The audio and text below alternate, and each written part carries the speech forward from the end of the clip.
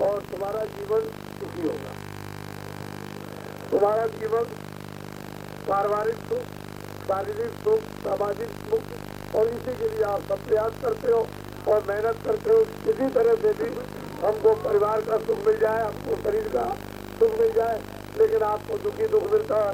इससे ये पता चलता है अगर आपका सोच क्या है तो समय बड़ा खराब है। आप लोग इस पर जरूर विचार करें। और मैं तो ये सोच रहा था कि राजस्थान के लोग बड़े समझदार हैं। अभी आपने देखा कि पिछले दिनों में बड़े जोर शोर से चुनाव हुआ था और ये हुआ था कि चलो भाई 5 साल तक किसी तरह से, तो सब लोगों ने बताया था कि 10 अरब रुपया चुनाव में खर्चा हुआ सरकारी खजाने से। जो आपका खजाना है जिसमें आपने टैक्स दिया है उसमें जमा होता है वो तो 10 अरब लग गया। और जो प्राइवेट लोगों का लगा, जो मतलब ये कि जो खड़े हुए थे उनका अलग लगा। ये सब खर्चा जो है काश्तकारों को देना पड़ेगा। इस समय पर काश्तकारों की देश के अंदर जनमानव संख्या 2 अरब की हो गई। उसमें 1 अरब 60 करोड़ तो काश्तकार है और 40 करोड़ में और तब आ जाते हैं। तो इससे बड़ी संख्या का जो मेहनत करने वाला वो तो काश्तकार है। ये तो भगवान के भजन से ही उभर सकता और किसी तरह से उभर नहीं सकता है। फिर मतलब ये है कि आपके सामने फिर एक चीज आ गई, फिर आपकी बार 14 अरब खजाने से लगेगा। 14 अरब रुपया लगेगा और 2 खर्चा होगा। जो प्राइवेट खड़े होंगे लोग उनका खर्चा हो जाएगा। ये सब खर्चा कौन देगा? ये काश्तकार देंगे। तो अब आप सोच लो कि आपका क्या होगा। आप इस पर विचार करो, क्योंकि विचार नहीं करोगे तो सब कुछ आप ही को रोना धोना है और सारी तकलीफ आपको उठानी पड़ेगी। बचने वाले इनमें से कोई भी काश्तकार नहीं है। इसलिए आपको ये बात सोचनी है अच्छी तरह से। और फिर उसके बाद में फिर हुआ तो फिर उससे ज्यादा खर्चा होगा तो वो सब आप ही को देना। इसलिए कोई न कोई रास्ता बदलना चाहिए। प्रजातांत्रिक रास्ता बदले जिससे लोग को घर में काम काज में सुख और शांति हो, भगवान के भजन में सुख शांति हो, लड़ाई झगड़ा ना हो, मारपीट ना हो, आंदोलन तोड़फोड़ हड़ताल ना हो, ये नुकसान राष्ट्रीय और जनता की संपत्ति का ये नुकसान न हो जाए। सब आप ही को देना। भारी से भारी टैक्स लगेंगे आपको देना, भारी से भारी नुकसान होगा सब काश्तकारों को देना। दूसरा कोई देने वाला नहीं है। बाकी दुकान लगा करके सब बैठे हुए हैं, सब आपसे ले लेंगे।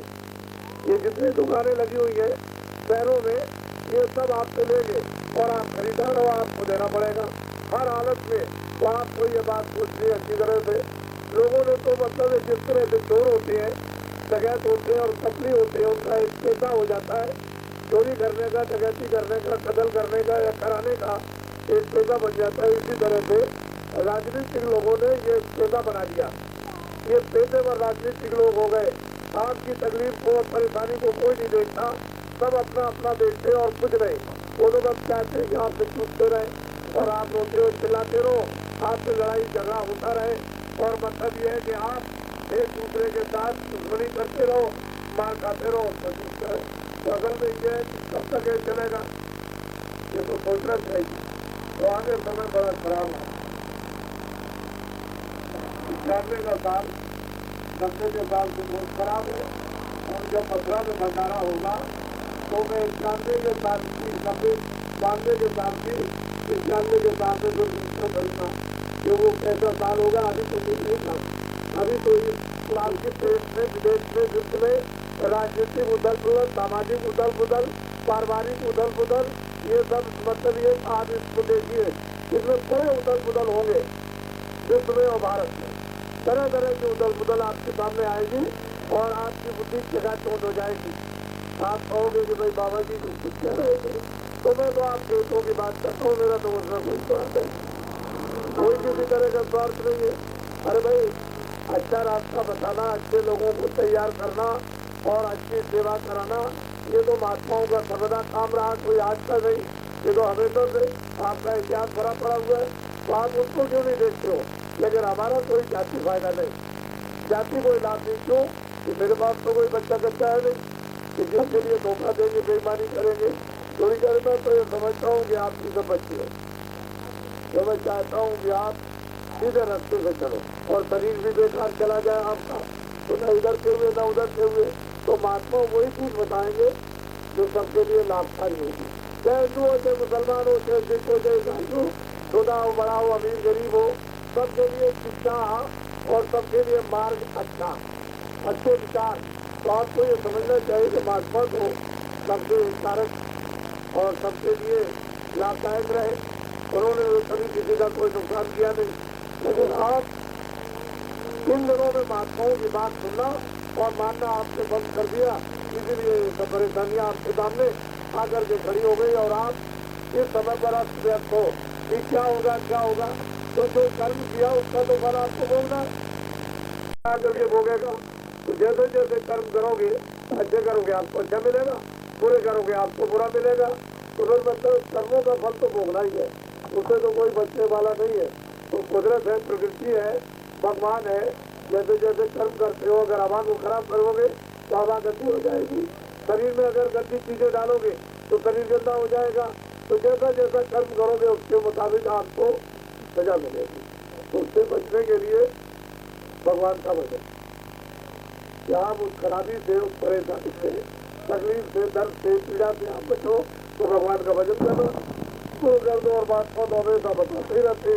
वो तो अच्छी चीजें, तो आगे समय बड़ा खराब आ रहा और पेशेवर राजनीतिक लोगों ने आपको और देश को, देश के सामान को बिल्कुल अपने स्वार्थ में, निजी स्वार्थ में बर्बाद कर दिया। और ये न रोक सकते हैं टैक्स और न ये रोक सकते हैं महंगाई। इतनी महंगाई और इतने टैक्स बढ़ेंगे कि आपने कभी कल्पना में भी नहीं सोचा होगा। ऐसी ऐसी तकलीफें भयंकर लोगों को आएंगी।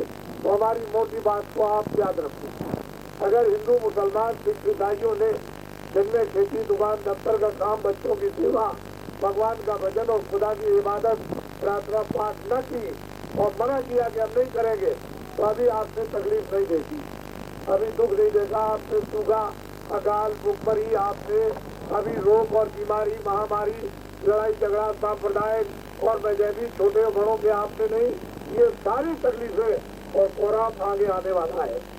उस समय पर एक एक बात बाबा जी की याद हो जाएगी कि बाबा जी ये बात समझाते थे कि देखो ऐसा समय आने वाला, और आप लोग इसको अभी से नहीं सोचते हो, न मानते हो, तो आगे उसके लिए आप तैयार हो जाओ। वो तो आगे चीज आने वाली, अगर इसको टालना चाहते हो तो भगवान का भजन करना शुरू कर दो, वो अच्छा रहेगा। अभी से आप टीका पढ़ो, रामायण पढ़ो, या कोई कुरान पढ़े, या इबादत करे, या भगवान का भजन करे, या मंदिर में जाकर के कोई प्रार्थना करने लगे, कुछ तो करो। जब कुछ करना शुरू करोगे तो अच्छे आपके विचार बन जाएंगे। कोई न कोई बात तो आपको सीधा रास्ता मनुष्य रूपी मंदिर में बता देगा कि ये भगवान के भजन करने का। इस तरह से जीवात्मा जान जाएगी और परम पिता परमात्मा वो ये प्राप्त करेगी, उसके पास पहुँच जाएगी। कोई न कोई आपको जरूर मिलेगा। और आप कुछ नहीं करोगे तो फिर आपके लिए बहुत तकलीफ आने वाली। जिस पीछे से मत कहना। अब मेरी बात एक यह है कि जितने भी पेशेवर राजनीतिक लोग हैं, ये तो आपके माल अवतार को ले गए, ये नहीं छोड़ सकते, आपकी जान को भी होंगे। इस पर आप ध्यान रखो, जान लेंगे, माल अवतार को ले लेंगे, लेकिन जान को भी खत्म करेंगे। तो आप पेशेवर जितने भी राजनीतिक लोगों की झोली से निकल बनो और अच्छे आदमियों का आह्वान करो। ये भगवान कहीं न कहीं से अच्छे आदमी दे गए, तो इसी में आपको कहीं न कहीं अच्छे आदमी जब मिल जाएंगे। तो अच्छे आदमी तो अच्छा काम करते हैं, वो तो बुरा काम कभी करते नहीं। ये तो इतिहास हमेशा साक्षी रहा कि जब जब समय कोई न कोई महात्मा आया, उन्होंने प्रेरणा दी कि भाई देश के अंदर जब मानस में अच्छे आदमी कहीं न कहीं आपको मिल जाएंगे, तो आपको उसकी कम से कम इच्छा करो, तो अच्छे आदमी मिलेंगे तो अच्छा काम करेंगे। और अच्छे आदमियों के अच्छे काम से सुख मिलेगा, उससे शांति मिलेगी, अच्छी चिंता मिलेगी, अच्छा रास्ता मिलेगा, अच्छे कर्म मिलेंगे। जब कर्म अच्छे मिलेंगे, रास्ता अच्छा मिलेगा, तो अगर आप सुखी हो जाओ। लेकिन आप चाहोगे कि पेशेवर लोगों के चंगुल में फंस जाए और उससे हमको अच्छा मिले, वो न कभी मिला न कभी मिलेगा।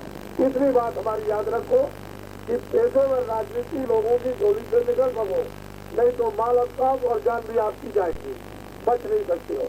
फिर आगे ये घर की मेरी मर्जी आता है, मैं तो आपको दिशा ही दे सकता हूँ, अच्छी बात तो बता सकता हूँ। बात समय आने वाला उसके लिए आप देखिए। बोलो जय गुरुदेव, जय गुरुदेव। समय से पहुँच करके वहाँ जो निर्धारित कार्यक्रम है उसको करना। आपके यहाँ तो रखा था कि दर्शन हो जाएगा और आप चले जाइएगा, उसको कर्जा आपको सुना दिया।